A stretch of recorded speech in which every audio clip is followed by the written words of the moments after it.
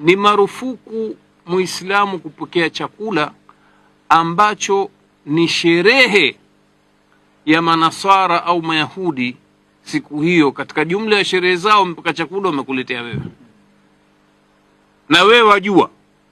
Kwa upande wangu mimi sidhani kama huyu shehe ameongea pointi ya maana kusema eti kwamba Waislamu hawaruhusiwi kula chakula cha Kikristo kipindi cha sikukuu au kipindi cha Christmas. Na anafahamu kabisa kwamba Tanzania sisi hatuna udini. Tanzania sisi kati ya Muislamu na Mkristo letu ni moja. Kunapotokea sherehe ya Muislamu, Mkristo anaenda. Kunapotokea sherehe ya Mkristo, Muislamu anaenda.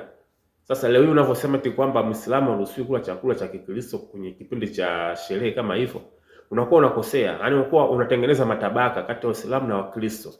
Unategemea nini kinatokea baadaye kama hivyo? Unawajenga nini wananchi? Unawajenga nini Waislamu kwamba eti waje wawachukie Wakristo? Hicho kitu Tanzania hakuna jamani. Sio kila shehe wa kumfuatiliza. Kuna baadhi ya shehe wengine sio shehe wa ukweli, ni shehe wa kutumwa. Hawa ndio wale shehe wa mchongo.